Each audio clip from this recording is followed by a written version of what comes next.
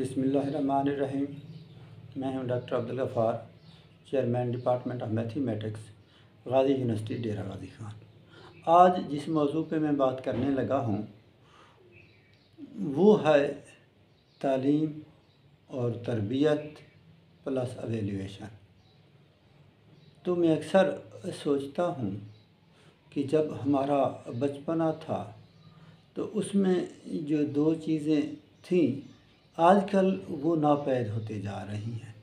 एक तरबियत थी और दूसरी बात एवेल्यूएशन सिस्टम था। हमारा जो एवेल्यूएशन सिस्टम है वो आहिस्ता आहिस्ता कमज़ोर होता गया और आज हम इस स्टेज पे पहुँचे हुए हैं कि अगर 5वीं का एग्ज़ाम होता है तो बाप के हाथ में भी नकल होती है, बच्चे को भी हाथ में भी नकल होती है, टीचर भी किताब लेके घूम रहा होता है और जो एनवायरनमेंट है उसके अंदर आप जिस तरफ भी नज़र दौड़ाएं किसी न किसी के हाथ में कोई ना कोई नकल आपको ज़रूर नज़र आएगी। तो जब सारे ही लोग इस पर डिपेंड कर रहे होते हैं तो एक बेचारा सुपरिटेंडेंट वो कोशिश के बावजूद भी नकल को रोक नहीं पाता। आप एक बंदे को रस्टिकेट कर लेंगे, दो को कर लेंगे, जब सारे ही चीटिंग कर रहे हों तो कितने लोगों को करेंगे? आपने ऊपर भी जवाब देना होता है। तो हमारा जो एवेल्यूएशन सिस्टम है हमारे एनवायरनमेंट ने उसको तबाह करके रख दिया है। लोग चीटिंग को और उसके नुकसानात को नहीं समझते। वालिदैन को ये नहीं पता होता कि ये जो स्लो पॉइजनिंग है हम अपने बच्चों को दे रहे हैं और उनका मुस्तकबिल क्या होगा। वो इसलिए कर रहे होते हैं कि उनका बच्चा अगली क्लास में चला जाएगा, अगली से फिर अगली में, तो डिग्री लेने के बाद उसको जॉब मिल जाएगी। लेकिन ये जो सोच है ये अब वक्त के साथ साथ ख़त्म हो गई है। अब वो लोग माशरे के अंदर सर्वाइव करेंगे जिनको नकल से नफ़रत होगी। जो लोग नकल से मोहब्बत करेंगे वो माशरे में सर्वाइव नहीं कर सकते। इसके अलावा दूसरी एक बात ये थी जो अक्सर मैं अब कहता हूँ कि जो तरबियत थी उसमें भी डिक्लाइन आ रहा है। एहसास ज़िम्मेदारी थी, जो एक चीज़ हमें मुआशरा सिखाता था, जो हमें वालिदैन सिखाते थे, जो हम गांव के एनवायरनमेंट से सीखते थे, आजकल वो ना होने के बराबर है। उस वक्त ये था कि अगर किसी का बच्चा कोई गलत बोलता या गलत करता नज़र आता तो उसके ऊपर रिएक्शन होता था। जो मुआशरे के लोग थे उसको मना करते थे, वो उससे डरता था, खौफ खाता था कि ये मैं काम गलत कर रहा हूँ। आजकल अगर वो गलती करता है तो उसको कोई रोकने वाला नहीं होता है, इवन माँ बाप भी नहीं रोकते। तो उसका लामहला रिज़ल्ट ये होता है जो आजकल का हमारा मुआशरा है जो हम देख रहे हैं। हमारे मुआशरे के अंदर अगर हम देखें तो तरबियत ना होने के बराबर है। तरबियत पे अगर हम बात करें, डिस्कशन करें तो वो बहुत ही कम है, क्योंकि जहाँ पे भी हम देखते हैं कोई असूल नहीं है, कोई ज़वाबित नहीं है, लोग नफ्सा नफसी में हैं और सेल्फ़ फ़ायदे की खातिर वो कुछ भी करने को तैयार हैं और कोई पॉजिटिविटी नहीं है, कोई इज्तिमाई सोच नहीं है, किसी को अपने मुल्क से मोहब्बत नहीं है। कहने को तो वो कहेंगे कि हम बहुत बड़े मुहब्बे वतन हैं, लेकिन प्रैक्टिकल अगर आप देखें तो वो मुल्क की ईंट से ईंट खुरदने तक लगे हुए हैं। उसकी वजह यह है कि मैं आपको मिसाल देता हूँ। अब इस इन्वायरमेंट में रहते हैं, अब अपने घर को तो साफ़ रखते हैं लेकिन घर का जो कूड़ा क्रिकेट है वो हम गली में फेंक देते हैं, वो प्रॉपर जगह पे नहीं फेंकते। और बहुत से पढ़े लिखे लोगों को और अच्छे अच्छे महलों में जहाँ पे एजुकेशनिस्ट रहते हैं, एजुकेशन से वाबस्ता लोग रहते हैं, वो इस चीज़ की केयर ही नहीं करते। कोई चीज़ अगर खा रहे हैं जहाँ दिल क्या फेंक दे। तो ये सूरत हाल है हमारे मुआशरे की। इवन अगर आप इसमें हमारे जो अच्छी सोसाइटीज़ हैं उनके अंदर भी ये चीज़ नज़र नहीं आ रही। तो उसमें अगर आप देखें तो इस एक लापरवाही ने या इसके ऊपर फोकस ना करने की वजह से जो हम नुकसान उठा रहे हैं उस पर हमने कभी गौर ही नहीं किया।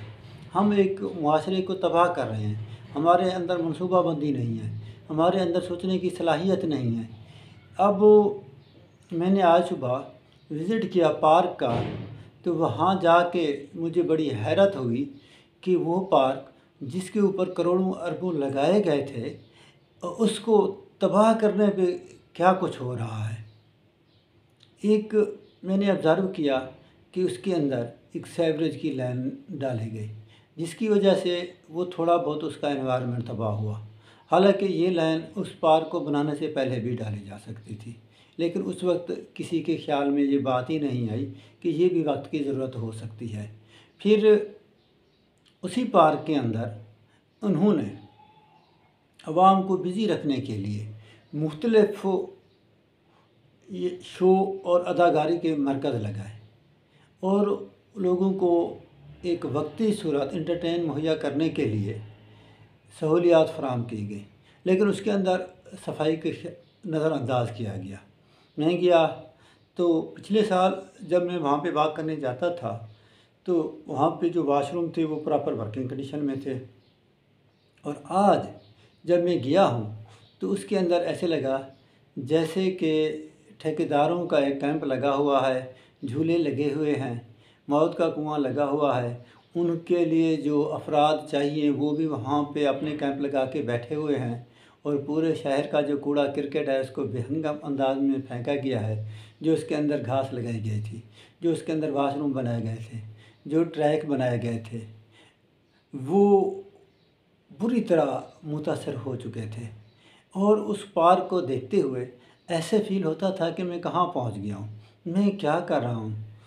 تو حالانکہ ایک سال پہلے بڑے شوق سے ہم جاتے تھے، اس کے اندر چیزیں ہمیں بڑی ویل مینیج نظر آتی تھی، گھاس پراپر تھی، اس کے اندر تفریح کا بھی پراپر انتظام کیا گیا تھا، لوگ ورزش کرنے کے لیے آتے تھے، اور ایک کلب تھا جس کو آکسیجن کلب کا نام دیا جاتا تھا، وہ وہاں پہ لوگ اپنی ایکسرسائز کیا کرتے تھے۔